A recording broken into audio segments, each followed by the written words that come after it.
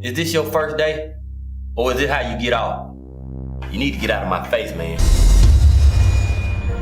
I told you, if you continue to travel on the path that you were on, you will end up here! The producers and directors of the feature film Trapped, in conjunction with Matsy Incorporated, are at it again, and this time they are looking for you. You just been a drama queen. A drama queen? A drama queen. I got you a drama queen. As usual. Wait till I talk to Rose. You may want to start looking for another job. If you are an actor interested in performing in a high-profile feature film short, get ready for the casting call for the making of The Setup. As I was setting up at home for today's show, I thought about how much easier it is to do with an entire crew. I didn't have to worry about if the lights were right, if my sound was muffled. All of that was fixed by the crew and a testing, 1, 2, testing. That's all I had to do. Bridging. Generation gaps, socioeconomic gaps, gender gaps, cultural gaps, bridging gaps that cause confusion, division, and chaos in today's society. And now, let's join our moderator, host, and guest for another provocative episode of Bridging. We started the show back in February, and soon after we were shut down due to coronavirus. I wanted to talk to one of our crew members, Clarence Brown Jr., who's an independent filmmaker. He's a writer, producer, director, and editor. I wanted to see how he's been doing during these unprecedented times. How has COVID-19 affected him and what he does in the entertainment industry? So what the video quality looked like, because it's not bad.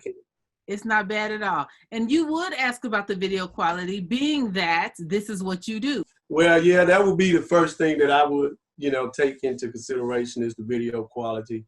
And, because if I'm going to do it, I would want to try to set up the best video quality that I can. And that's why I said this particular camera I never use. So It could be settings in there that I need to tweak or whatever. I don't know. So, but I see you. And now we know that if we need to do it, that we can. Yeah. And that because I couldn't understand why I couldn't join before, but it just kept spinning. It kept spinning. Like I saw you show up on the Zoom in the green room. You were in the green room, but I couldn't click it. Okay, so what's all that? What's all that behind you? This is my setup in my home office. This is a little church service that I'm working on. I'm editing.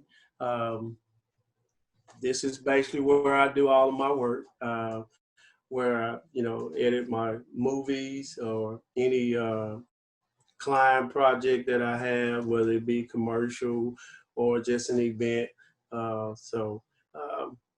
This is my little sanctuary. What kind of projects do you handle? Because you've been an independent filmmaker, writer, producer, director, editor. You do all of that. How do you get all that done, first of all? It's time consuming, it's tough, but I have a passion for it that even though I have to, when you're an independent filmmaker, sometimes you do have to wear a lot of hats. And so I have to take on a lot of hats until, I get to a point to where I can, hire more people. I have some people who work with me and do some of the other tasks, but we all wear multiple hats. Yeah. But, in this industry, when you're small, that's what you have to do. But I really enjoy it. And, at the time, it doesn't seem like it's as much work as it is until I sit back and kind of relax. And then that's when, it kind of all hit you that, hey, okay, that was, a lot to do. Yeah. But when you have a project and you just want to see it through, you don't think about all the hats that you have to wear in order to get it done. Yeah. That's an afterthought, you know, Right. after all the post-production is done and all of that. And then you can, you know, relax, and then you can think about all the work that goes into it. And that's the side that most people don't see, is the Right. work that Right. goes into it. Because people look at movies and films and they're like, I could do that until it's done. Like, I know I used to watch Oprah. I'm gonna say Oprah. I used to watch the Big O, and I'd be like, I can sit and talk to people too. I can do that. And then when I started on Bridging, just to see all of the work that goes into, it's not just me sitting at a table. There was all those other people there that, you know, made this show work. And now when COVID happened, like, you were on the crew, you're part of the crew of Bridging. And even now, you know, I do this part and then I send it on. There's still a lot of work that needs to be done. A lot of work that needs to be done, but your job is tough too. I wouldn't want to sit where you're sitting. That's not for me. So, and I realized that it takes a lot of talent to do what you do, you know, and a lot of preparation, just as it does for me. So, and that's why we have to respect each other's craft, because it's tough. It looks easy when you watch a person do it, but and when you sit in that hot seat and have to do all that, and, you know, you ask the right questions and you know, and lead us to give you the answer. So I realize that that's not easy to do. It's not something that I would want to do. I love what I do. I couldn't do what you do. So, let me tell you, I found out about the other side quickly. And when you say hot seat, it is hot right now. I have 2 lights up, you know, and I'm up in the attic. It is literally hot, and I was trying to fan like down low so nobody would see me. But I remember the first show that I had to do at home. Dr. Bethel, he said, send me the, I don't know what he called it, the editor's log. Is there something like that? And I had to I had to pinpoint and write out, this is what happened at minute 1. This is where we're going on minute 3. This is where you put the I was like, what the heck? What is all, like, that's the part. I just wanted to talk. Yeah, I don't know anything about it.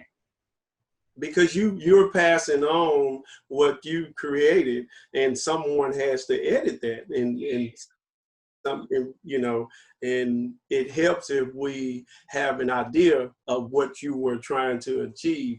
I mean, if it's structured well, yes, we can edit it, you know, and make something of it, but it's going to be more, if it's more of what you want, you know, because you gave us the points that you want us to focus on, then we can do that. You know, but it's a job on both sides. And look, Clarence, I had no idea. I just did the show. Like we were in the studio, you know, because in the studio, I didn't worry about any of that.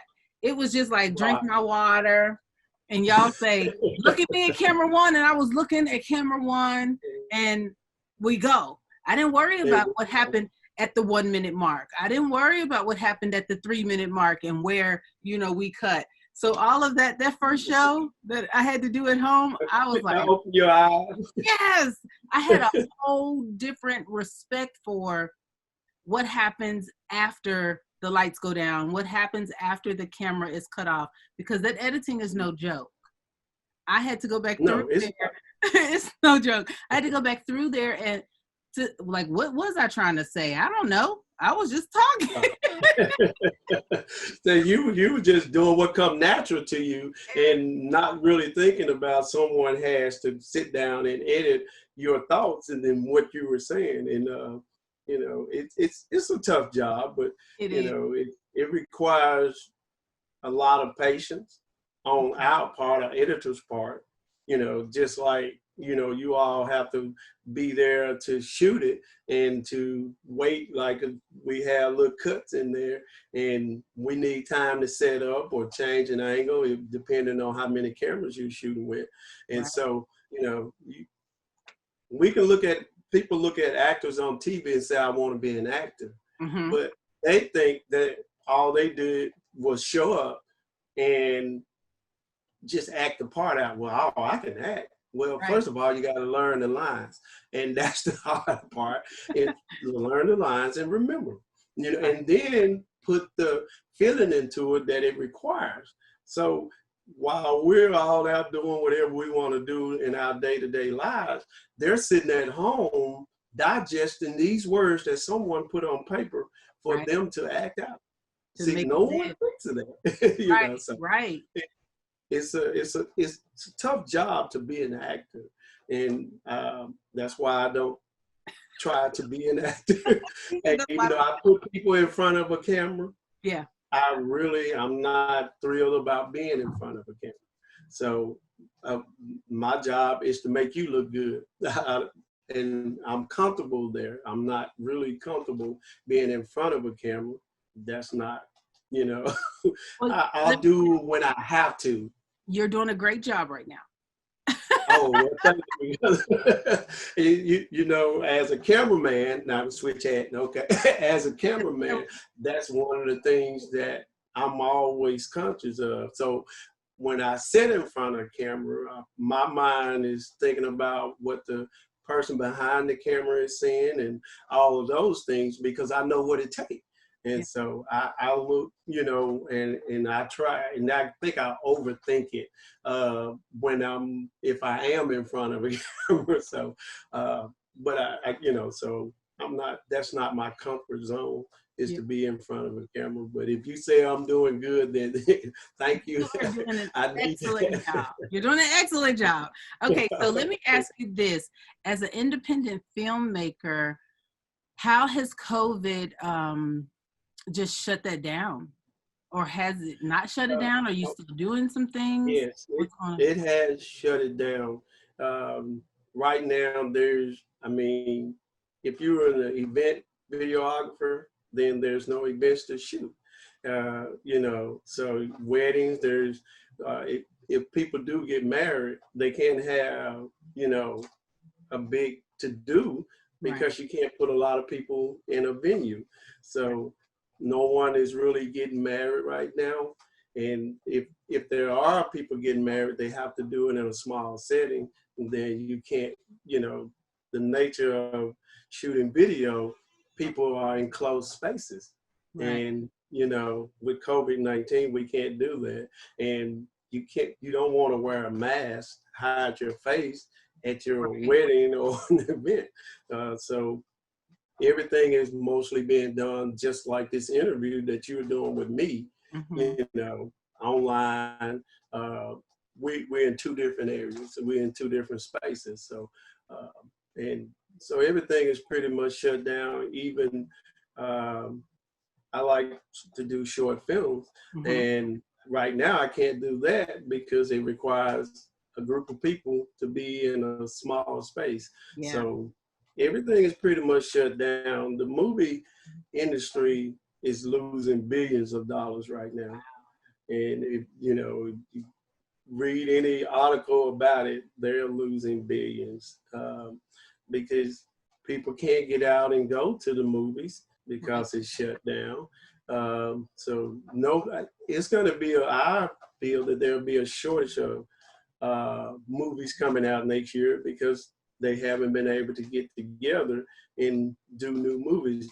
If you got things that's in the post-production part, you can come on out with them maybe later, but really they're not in a hurry to do that because there's no audience to go see them.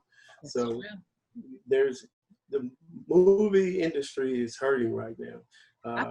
Well, as everything is right now, so all over the world. Right, but what made me think about movies and films and independent films this week was because it's summertime and normally there's a big blockbuster summer movie, right? Right. So there may be one out now, but there may not be one for 2021 or even 2022 because those movies take time to make. So there's people who they relish at those summer blockbuster movies, but they're not going to be there. Just like the you know, the indie films, the short films. They Right. Well, there's no film festival being held right now. You know, if someone is doing something that's online, everything going more to streaming online right now. And, you know, me as an independent short filmmaker, right now I want to show my film in a theater. So, you know, so I'm not rushing. I have one that I'm in post-production on, but I'm not rushing to put it out because there's no audience to see it unless I put it online. And I would like online to be my second stage, not my first stage. Right. So can you tell us a little bit about that short film that's in post-production? Okay. It's about a young man on the wrong path, and he goes into this barbershop and he takes the people in the barbershop hostage. And the owner of the barbershop is, you know, trying to, in a sense, mentor him and get him to see the era of how he's been living his life. And so by the end, you know, there's hope that he make that change. Okay. And, maybe we can show the trailer of that. Would we be allowed to do that? Okay. I'm working on one. I have to put it together. I haven't. It's small, so we can give the audience like a little tease, even though it might not come out yet. They can get a little tease of it, you know. I'll put something together just for you. Thank you. Thank you. Okay, so let me ask you this. With all the hats that you wear in the industry, what's your favorite? Directing. Directing. Why is that? I like to interact with the cast and to pull their talent out, because there's so much talent out there, and sometimes they don't see their potential. And me as a director, you know, I have to pull that out of them. And you know, some people are just naturally gifted in, you know, as an actor, and then some you have to kind of pull it out. You know, as we have people who's getting into the business. I like to work with upcoming actors, and I want to create a star. You know? You can. Hey, I'm new on the scene. Take direction. Tell me what to do. No. You can do it. I can do it. But I think I like directing the most, and I like the energy that of being on set and working with other people, and I guess editing would be my second love, because I like to see how all the hard work come together. And you know, I'm not gonna say it's my favorite thing to do, but I mean, I like to do it. But you know, one day hopefully I won't have to do it. But in order to get a project done, sometimes and it's more cost effective if I edit it myself. You know. But hopefully one day I'll be able to pass it on and, you know, pay someone to do it. But right now, it's more cost effective for me to edit myself, since I do possess the, you know, skills to do it. So, yeah. So you also write and produce. What have you written? Besides, you have the short that's coming out. I co-wrote the short with a guy named Patrick Collins, but I've written a full-length feature film called Trap. I'm here. Did you bring them? I need to see my niece first.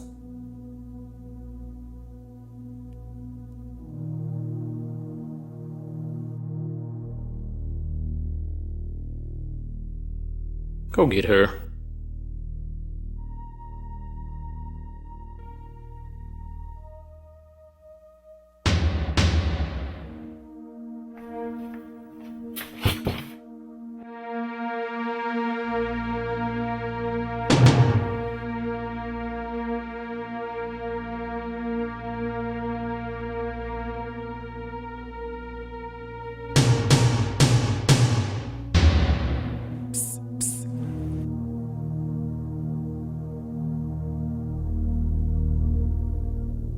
Charlie, where is Big Sean?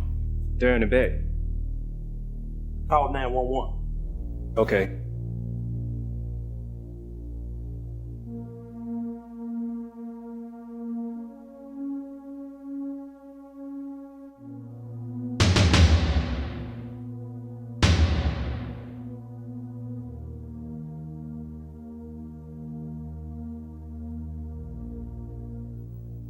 Danielle, are you alright?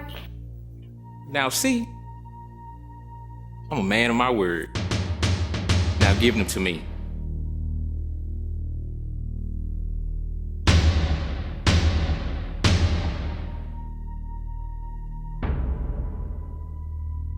Were they really worth killing for? Lady, you must be out of your mind. How dare you question me about morals? I bet your past ain't squeaky clean either. I'm pretty sure you didn't get to where you are by playing Little Miss Mary Saint without hurting or stepping over somebody. We all just crabs in a bucket. You and I are nothing alike. You're going straight to hell. To hell? That really was important, trying to be, the heavyweight champion of the world. And so he kind of neglected his wife and son. And when he lose them, that's when he, realized what's more important. So I got that one, and I got a couple of other ones that I'm writing on. So the things that you write, do you write more comedy or more drama? Sounds drama. Like I'm not a comedy type person. I don't know, because if you ask me about have I seen this comedy movie, most likely I have not. So because I don't lean to comedy, I realize if it's something that people find, which I have written things and people thought certain parts was, really just super funny. Well, it wasn't intentional. It was how I saw the moment. You're like, that's not what I meant, but okay. Right. Okay, if it makes you laugh, you go ahead. So, yeah. I'm looking forward to seeing your independent films, your short films, your feature films. I enjoy working with you in the studio, and I'll be glad when we can get back. Yes. Oh yeah, we were really just getting, off the ground and everybody kind of learning everybody and finding their place. And, then COVID hit and, it just kind of shut down production. But I'm glad to see that you have found another way to get, your media out there. So that's good. And it feels like a struggle. It feels like I'm on the struggle bus because I was just learning. Like you said, we were just learning each other. We were just gelling. We had this whole crew. It was good. We were just like popping and then so I feel like I'm on the struggle bus because I really was looking forward to being kind of groomed and guided, and now I'm just out here. I'm out here. Well, you are a natural. That's one thing that I noticed. And even though I was on the production side, I pay attention to everything. It doesn't matter what people think are small. Trust me, I'm looking at it, and I realized very quickly on that you are natural. You just sat right there, and I could listen to you talk all day. So, but you interact with your guests and make everybody feel comfortable and at home, and I really was intrigued about how y'all just made everything come together. So even though I was on the production side, I was watching the show. So and I really enjoyed it, and I see great things in your future and in the show future, just by visually watching. Even though I was working, I was watching.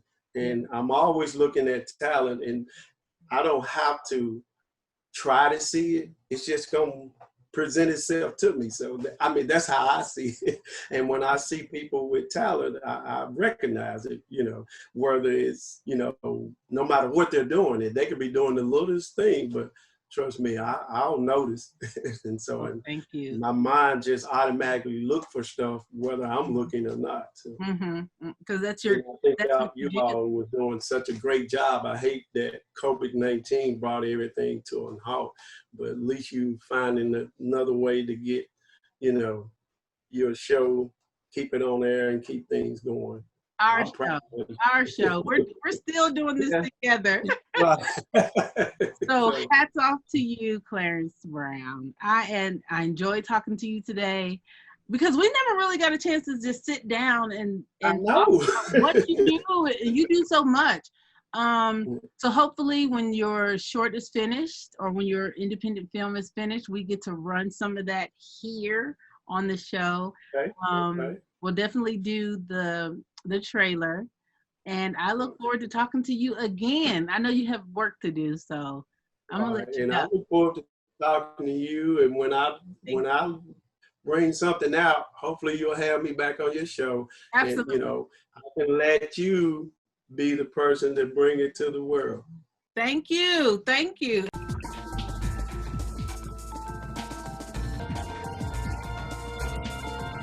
The setup, conniving, backstabbing.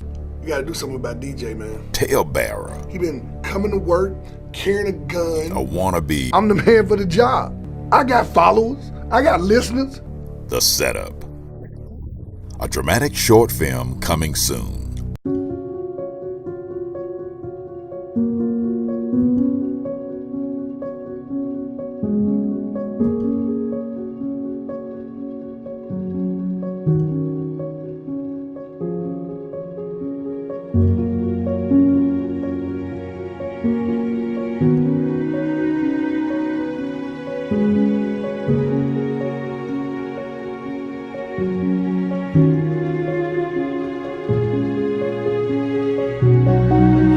Racism is a virus. Be safe and stop the spread.